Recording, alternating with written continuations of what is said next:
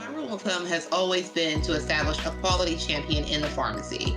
This way, this person will be responsible for getting other staff members encouraged and to even increase engagement at the patient level. Your game plan should include weekly logins to track your pharmacy's outliers, monthly reviews of all performance data, and of course, monitoring your progress on the payer programs you're eligible for. In the event that you do not have a My Programs tab and you are viewing your data just at the measure level, you can also select Analyze Performance in EQUIPP to be able to review that information. And your quality champion should keep everyone engaged, encouraged, and knowledgeable of where your status is, not only on the payer programs, but also in your performance overall.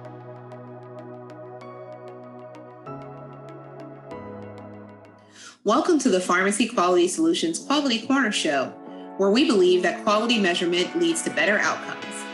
Let us become your go-to source for all things related to quality and medication use in healthcare. We will hit on trending health topics as they relate to performance measurements and find common ground for payers and practitioners. We will discuss how the EQUIPP platform can help you with your performance goals, and we will also make sure to keep you up to date on pharmacy quality news. So buckle up and put your thinking cap on. The Quality Corner Show starts now. Hello, Quality Corner Show listeners. This is your host, Nick Dorich, and we welcome you to the PQS Quality Corner Show. On this week's episode, we will take another look at how your pharmacy can better understand and utilize performance data. That means this episode is focused around the EQUIPP platform and pay-for-performance programs, also known as P4Ps.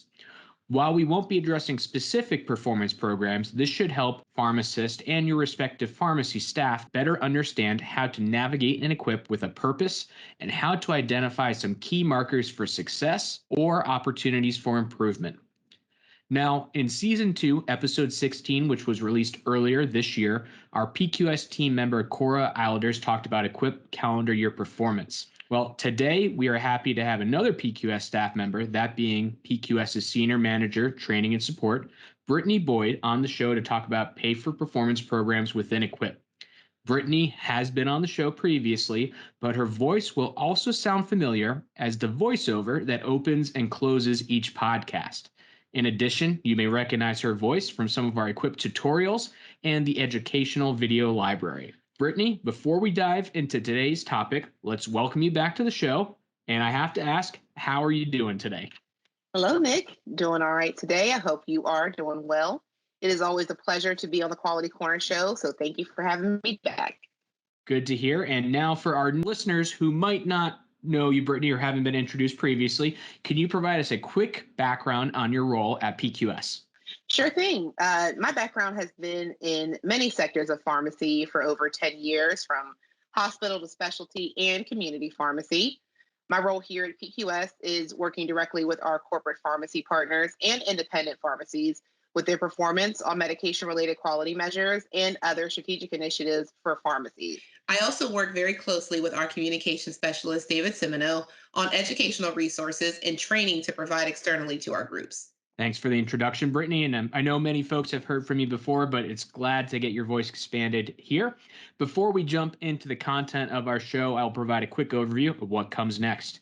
There are 3 questions related to EQUIPP performance improvement strategies for us to explore. I'll go down the list, ask the first question. Brittany, you will respond, and then we may have some back and forth to summarize the key points.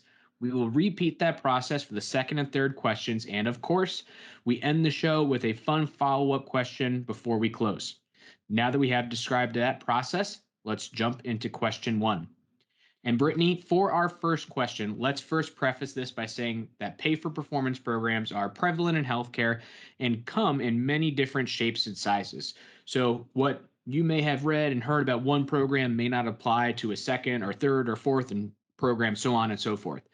What is important is that for a pharmacy to go into EQUIPP and to look at that data, as it helps to provide standardization and transparency so that a pharmacist can understand programs which may be applicable. As payers and health plans evolve the pay-for-performance programs, more opportunities will arise for pharmacies to use this type of data. Brittany, let's start at the beginning on quality measure-based performance programs, and where can a pharmacy access the relevant performance scores in EQUIPP, and what should we be looking for? As you noted, Nick, payer programs come in varieties based on the health plan's preference. The quality measures related to those programs a specific pharmacy may be eligible for can be found on the home screen of your EQUIPP dashboard. In some instances, this data can also be seen by pharmacies in the My Programs tab. In the event a pharmacy has access to this view, they may also find additional descriptions related to the specific program.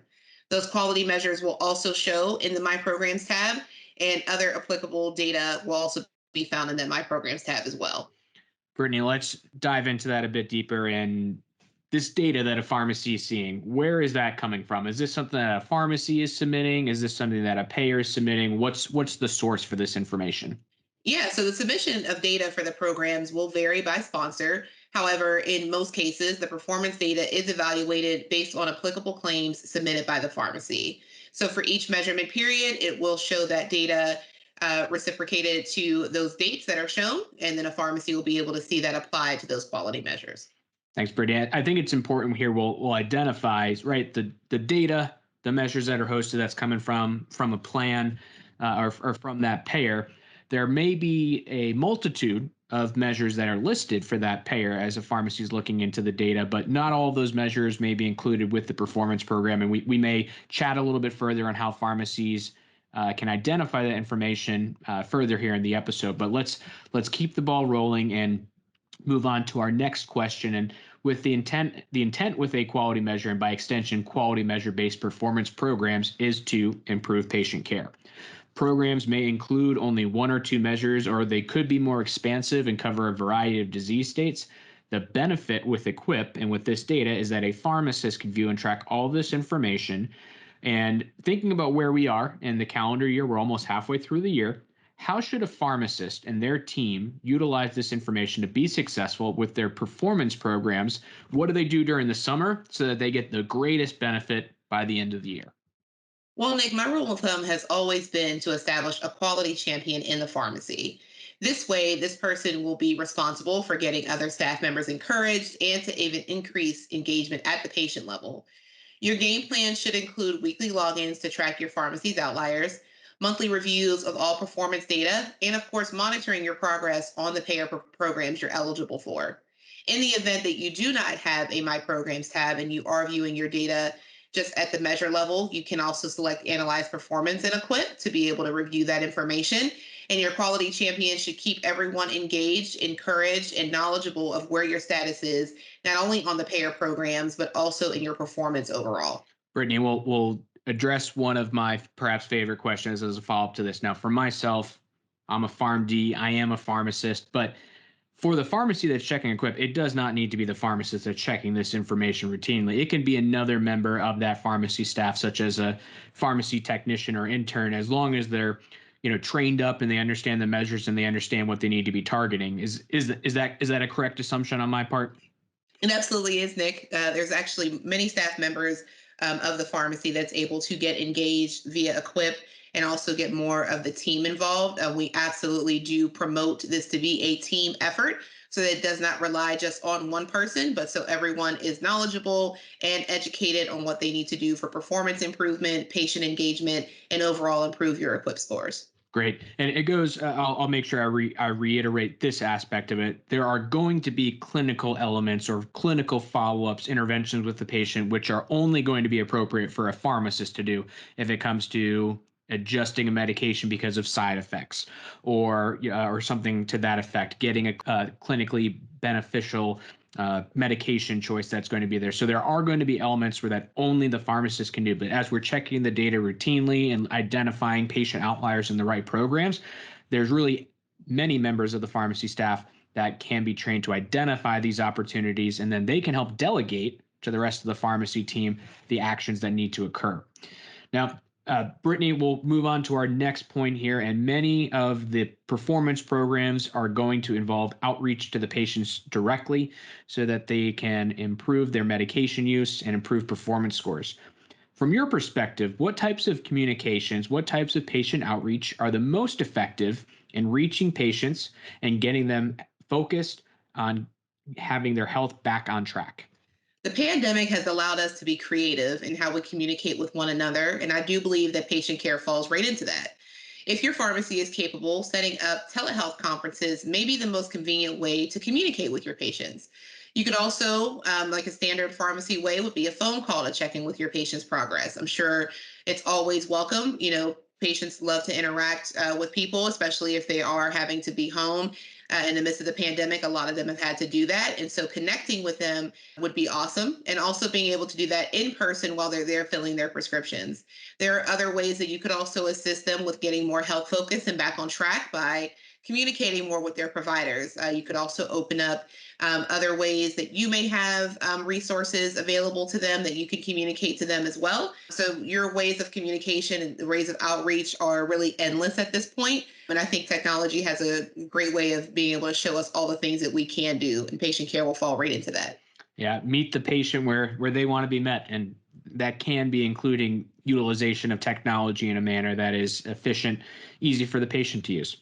Now, Brittany, I'll move us to our final question here for this section, and it's to help us understand performance programs and where a pharmacy can find out more information so that they know what to track and when they should be tracking it. We have covered how much data is in EQUIPP and why it's important to track those details. However, we mentioned at the top that performance programs are going to be different. And based on those differences, it can impact how a pharmacy prioritizes their patient outreach. How can pharmacists learn more about the pay for performance programs that they may be involved with? Are there specific details in EQUIPP that let them know what measures are tracked in a specific program or how it impacts their financial standing? And finally, where else can they find this type of information? So we are always sending out communications related to EQUIPP data, performance programs, and other key details for pharmacies. I would recommend that pharmacies keep an eye out for the monthly refresh notices that are sent via email, other payer program specific emails that may be sent. And we are also gearing up our monthly webinar series that we will be hosting, where we will be providing direct education to pharmacies, answering any of your questions that you may have related to EQUIPP, outliers, specific payer data. We have more of those currently in the works. And so we do welcome pharmacy participation on that side. As previously mentioned, some payers will also provide additional descriptive information in the My Programs dashboard for certain programs. So that's another great place that you can actually go to access more of that information, knowing how your performance may or may not be impacting financial data and other ways that you can improve so that you can gain more of that back for your pharmacy. Our support widget within EQUIPP and our Zendesk guide are also great places for additional resources that you may need for the pharmacy that we do request that you share, and you get in there and you ask questions that you may need help with. Thanks, Brittany, for that detail. I'll summarize some items here. My programs, if a pharmacy has that available in EQUIPP, they should be checking those details. The hover over or program details with the quality improvement and analyzed performance can be a key aspect.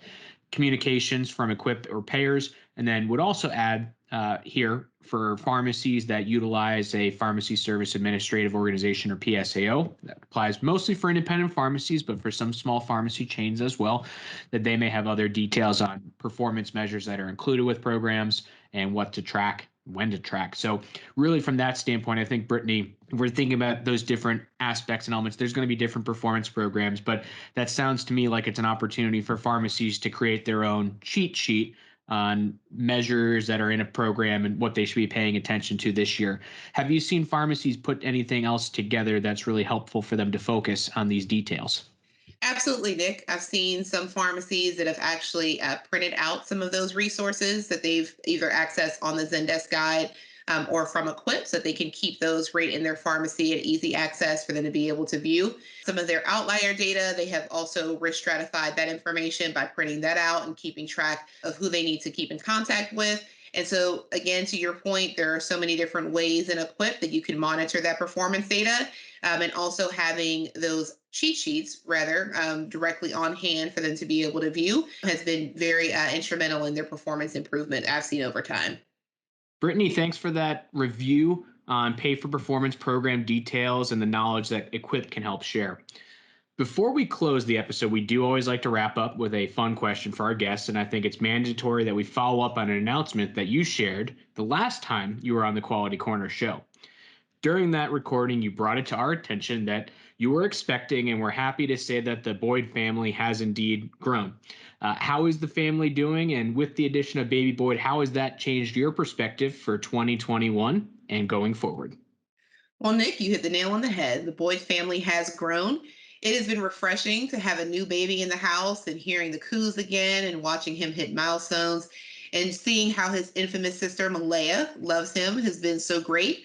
With 2020 being grim in more ways than one, this new blessing we have gives me such a positive outlook on what to look for the rest of the year and seeing all the things that have for our future, our family here in the future. Very excited for it. That's fantastic, Brittany, and glad he and the entire family is doing well and enjoying his presence. Now, to fully bring our episode to a close, I know there may be more questions about pay-for-performance programs, what pharmacies can learn and understand, and how they should utilize the support button with EQUIPP. But if someone has general questions and they may want to contact you directly to learn more, Brittany, what's the best way to do so? Yeah, they can send me an email. I always welcome more questions, Nick, and I love to speak to pharmacies directly. So I can be reached at bboyd, B-O-Y-D, at pharmacyquality.com. I can also be found on LinkedIn at Brittany Boyd if needed. I'd love to speak to pharmacies anytime you guys have questions. Brittany, well, thanks again for joining on the show. I appreciate having you back, and I look forward to having you on the show once again in the near future. Now, for our listeners, please tune in this month as we're going to continue talking about different programs, and we'll talk about health plans and other groups that are doing some innovative work with pharmacy. So please stay tuned. Until then, make sure you subscribe to our podcast so you don't miss an episode of the Quality Corner Show. If you have a question or topic, we would love to hear about it, so please let us know. You can contact us on Twitter or DM us on Twitter at Pharmacy Quality. Similarly, you can email us at info@pharmacyquality.com. With that, I appreciate you listening to the Quality Corner Show, and there is one final message from the PQS team. The Pharmacy Quality Solutions Quality Corner Show has a request for you. Our goal is to spread the word about how quality measurement can help improve health outcomes, and we need your help in sharing this podcast to friends and colleagues in the healthcare industry.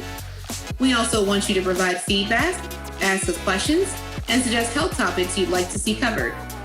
If you are a health expert and you want to contribute to the show or even talk on the show, please contact us. You can email info@pharmacyquality.com. Let us know what is on your mind, what we can address, so that you are fully informed. We want you to be able to provide the best care for your patients and members, and we wish all of you listeners out there well.